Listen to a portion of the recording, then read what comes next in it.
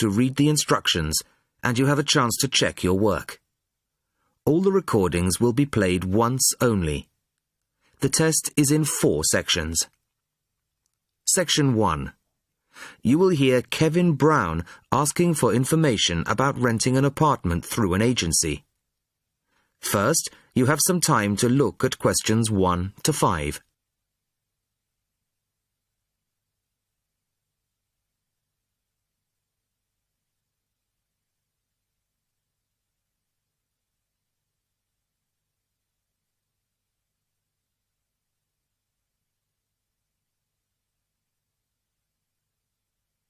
You will see that there is an example which has been done for you.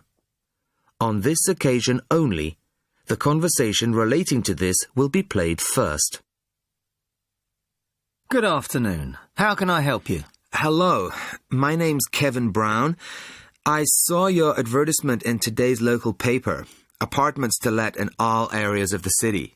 Yes, Mr. Brown. We currently have several properties available. What part of the city were you thinking of? Well, city centre ideally. Kevin says that he is interested in the city centre, so city centre is the answer. Now the test will begin. You should answer the questions as you listen, as you will not hear the recording a second time. Listen carefully to the first part of the conversation and answer questions 1 to 5. Good afternoon. How can I help you? Hello, my name's Kevin Brown.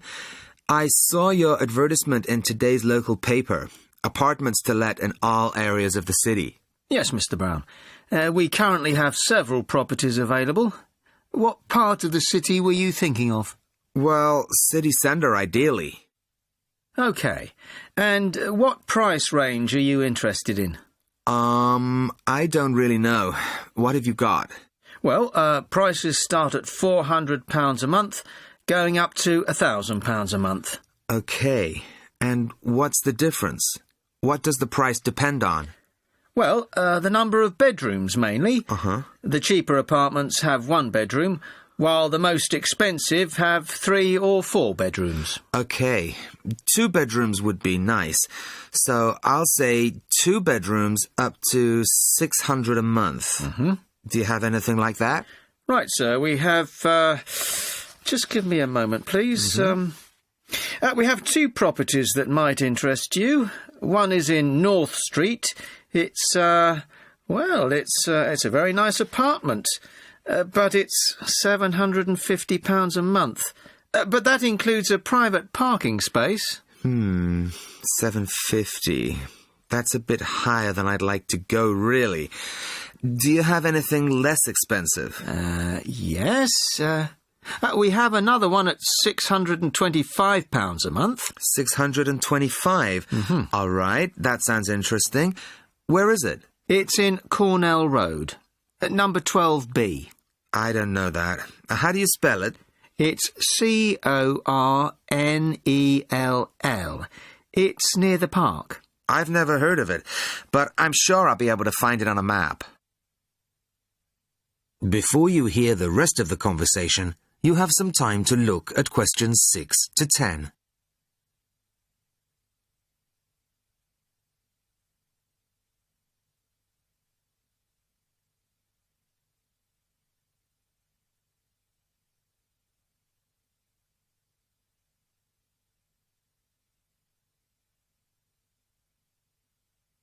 Now listen and answer questions 6 to 10. So, would you like to see the apartment, sir? Yes, I would. I'd like to rent somewhere fairly soon. Would tomorrow be possible? Sorry, I'm afraid nobody is available all day tomorrow. It's quite a busy time of year for us. I see. But if you're free later today, you could see it at 5:15. Sure, no problem. I could manage that. OK.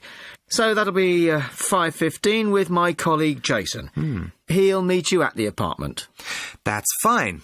And one more thing. What do I need to provide to rent an apartment with you? What documents, that kind of thing? Yes, of course. Do you have a job? Yes, I work in a travel agency. Well, a reference letter from your employer, you know, saying you work for them, and a deposit, which is 1 month's rent plus a fee of £60. What's that for? It's an administration fee to cover the cost of preparing the contract. OK. And one last thing. When would this apartment be available? It's empty now, so you could move in as soon as the contract was signed. That's great. Thanks very much indeed. Bye. Goodbye, Mr. Brown. That is the end of section 1. You now have half a minute to check your answers.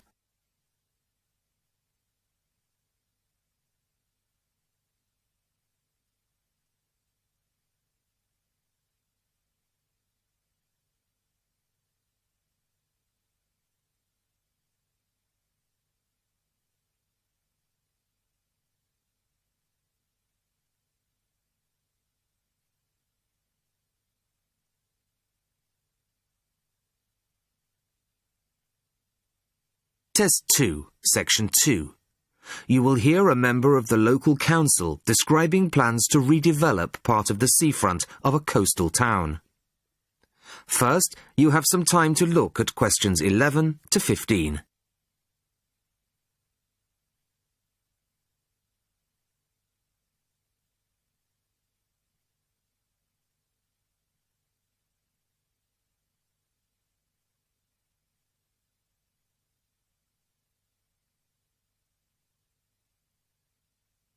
Listen carefully to the first part of the talk and answer questions 11 to 15.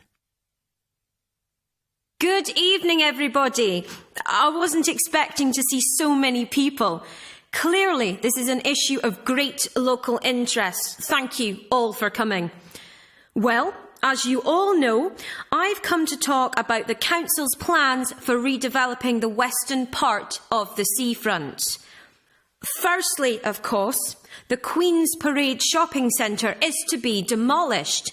It was built on the cheap and in a hurry in 1953 and recently came third in a national newspaper's ugliest buildings in the country list, so I don't think anybody's going to miss it. The question was, what do we replace it with? Well, after consultations with the local community, we decided, as I'm sure most of you are aware, to replace it with a complex of small shops and workshops, plus a 3-screen cinema. We particularly didn't want another bland glass and steel shopping centre full of the same old chain stores as every other town centre. No, this is our chance to do something just a little bit different. I'll start at the top. On the 3rd floor will be a cafe and a restaurant. Part of this will be open air, so people can enjoy a meal or a cup of coffee in the fresh air, weather permitting, of course. Below this will be the cinema, and below that, on the 1st floor, will be some much-needed council offices. We're getting very cramped in the town hall, I can assure you. On the ground floor will be 20 small shop units, ranging in size from 20 to 50 square metres. Also on the ground floor will be 5 workshop spaces, which we hope will attract small manufacturing businesses back to the town centre, providing some additional local employment. Underneath the centre will be an underground car park. Not a great big car park like in the present centre. Our aim is that most visitors to the centre will come on foot or by bus. In fact, the car park will be restricted to people working in the centre and disabled visitors. Then, and perhaps this is the most exciting part of the project, the beach in front of the new complex is going to be completely transformed. We're going to extend the beach. Yes, extend it. 10,000 tonnes of sand is going to be brought in to make it into a proper beach, instead of the dirty little strip of sand it is now. As well as being for the enjoyment of local people, We're hoping that a decent beach will attract more visitors to the town, and that has to be good for local businesses. Before you hear the rest of the talk, you have some time to look at questions 16 to 20.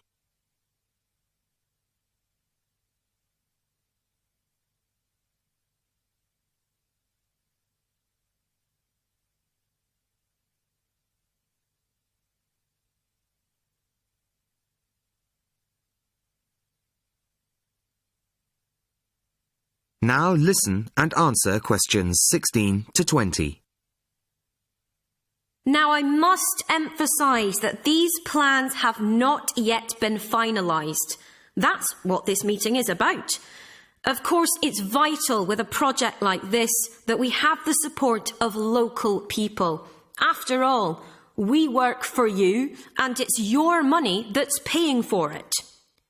So, first of all, the plans for the new centre are going to go on display in the town hall.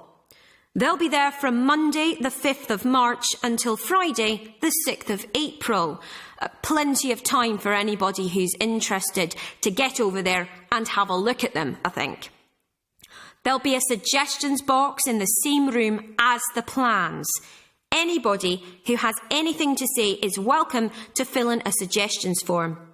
These forms will be looked at and taken seriously, you can be sure of that. Then on Tuesday, April the 10th, there'll be another public meeting much like this one, and in this same place. It'll start at 7 o'clock, and there'll be a chance for local residents to address the council. We'll also report back to you on the results gathered in the suggestions box.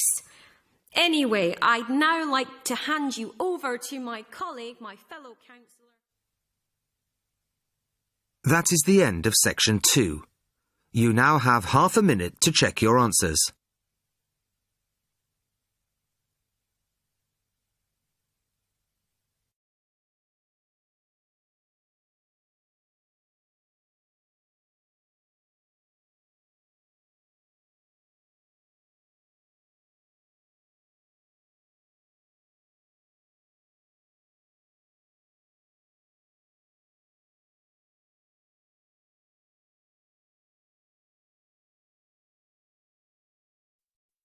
Now turn to Section 3. Section 3. You will hear a conversation between a science tutor and 2 first-year students who are being given some practical tips for conducting experiments. First, you have some time to look at questions 21 to 25.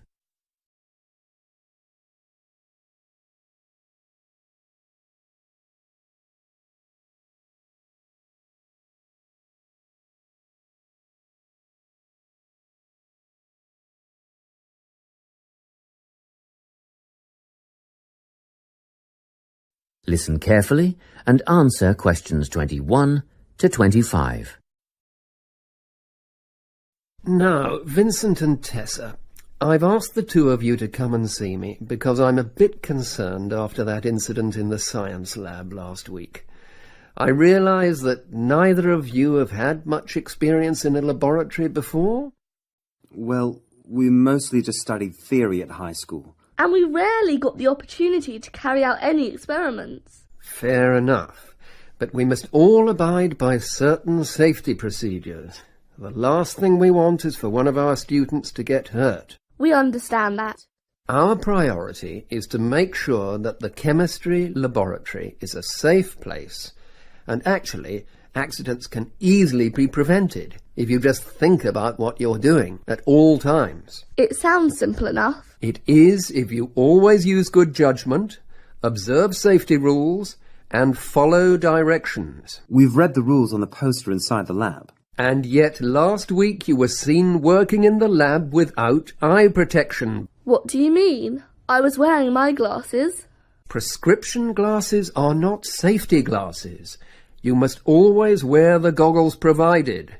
You'll find they fit quite comfortably over your ordinary glasses. Oh, I see. Just make a habit of putting them on before you start, and keep them on until you are finished.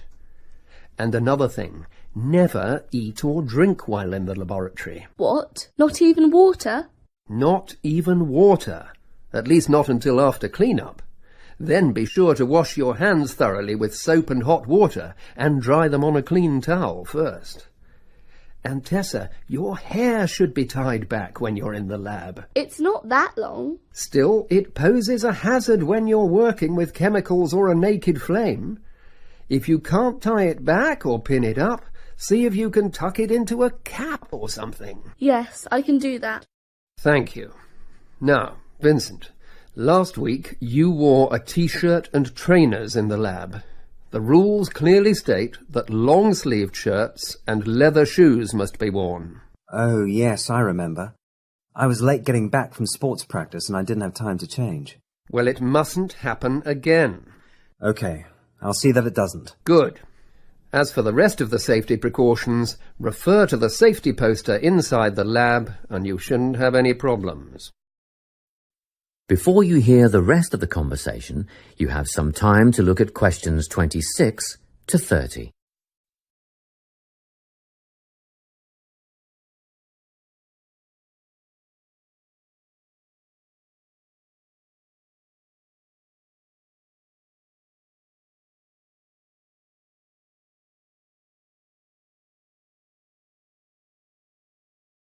Now listen and answer questions 26 to 30.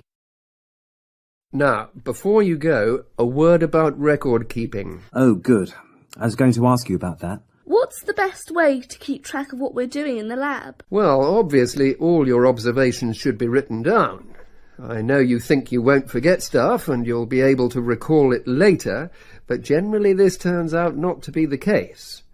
Written data, however, are a permanent record, and you must be thorough. Organise and record everything in a bound notebook. I use a spiral notebook. And I use a large notepad. That won't do. A book with binding ensures the pages are not easily removed or lost. Oh, and be sure to write your entries in complete sentences. Isn't that a waste of time? Surely notes are good enough. You might think so, but brief notes can be hard to decipher at a later date, whereas with full sentences you are less likely to misinterpret data. I make sketches, simple drawings. That's a good idea, Vincent, but be sure to date them. You want us to write the date next to each drawing? Yes. Every sketch and every entry must be dated. What about headings? Use the title of the experiment as your first entry. When you have completed your observation entries, answer any questions that have been posed, and then, finally, write your conclusion. How do we write a conclusion? Do we need to repeat things like the questions and our findings, or the time it all took? Just write your own ideas or feelings about the experiment as the conclusion. Oh, and remember to sign it. Well, that's all I have time for today. If you have any questions, ask the lab assistant or come back to me. That is the end of section 3. You now have half a minute to check your answers.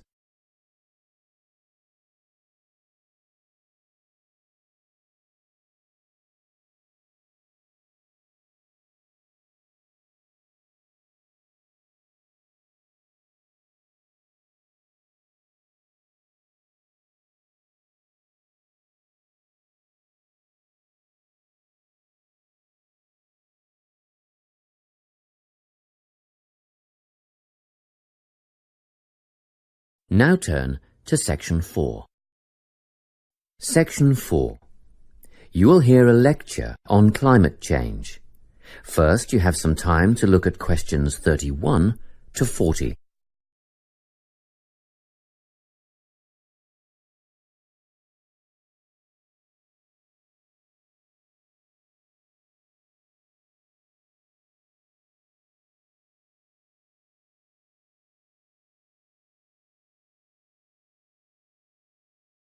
Listen carefully and answer questions 31 to 40. This lecture in environmental studies is on the topic of human influence on climate change. First, I'll outline some of the factors affecting climate. then go on to discuss what has already occurred, and finish up by speculating on the effects.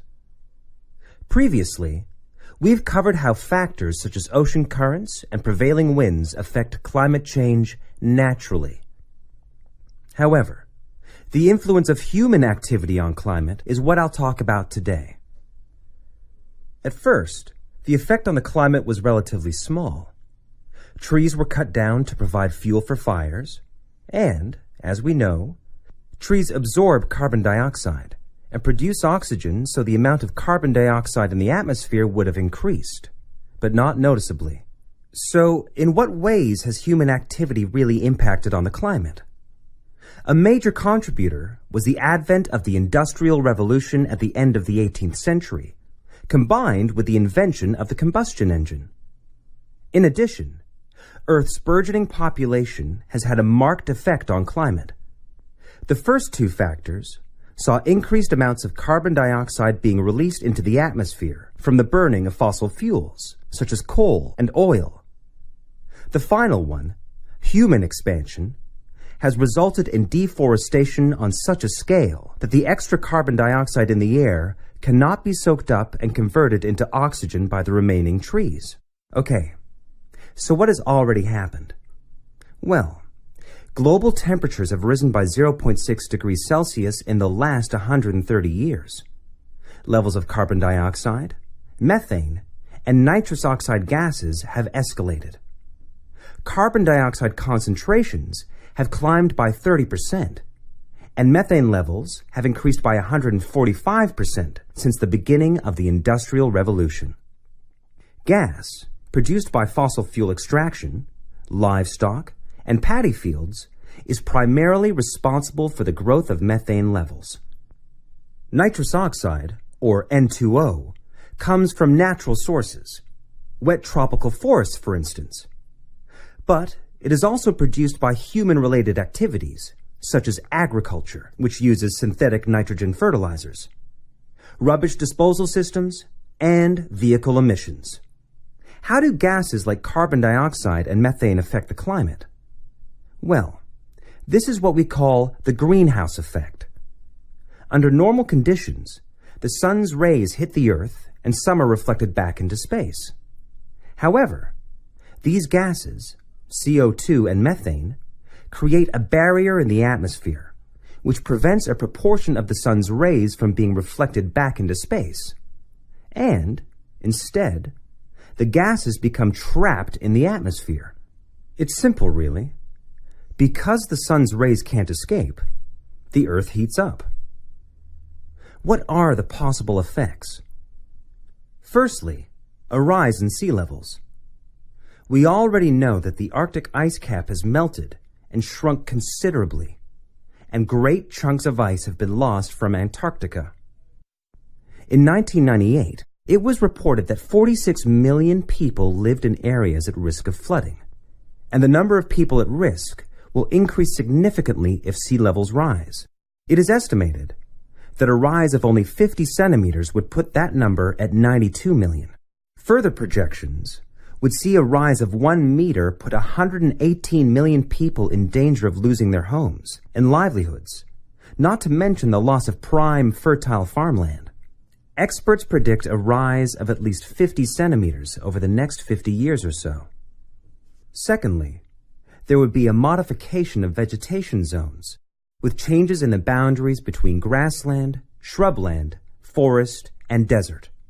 This is already causing famine in arid areas of northeastern Africa, and has instigated, and will continue to instigate, mass movements of people away from dry regions. What we are seeing now is only the first stage, with temporary camps for climate refugees already at overcapacity. In the future, there will be significant migration resulting in extreme overcrowding of towns and cities. Another potentially disastrous effect of climate change is an increase in the range and distribution of pests, which could bring about an increase in the prevalence of certain diseases. If we think of the malaria-carrying mosquito, for example, which thrives in warmer regions, at the moment, about 45% of the world's population is exposed to malaria. But with an increase in temperature, there will be many millions more cases of malaria a year. The last effect I'm going to mention today is the change in ecosystems. Global warming will influence species composition for both fauna and flora, such that some animal species will disappear and others will multiply. And it'll be the same for plants and trees. It is predicted that around 2/3 of the world's forests will undergo major changes of some kind. Scientists also expect deserts will become hotter, and, of course, desertification will continue at an increasingly worrying rate, and will become harder, if not impossible, to reverse. What could we do to stop the process? Well, that's the subject of next week's lecture. So I hope to see you all there. That is the end of section 4. You now have half a minute to check your answers.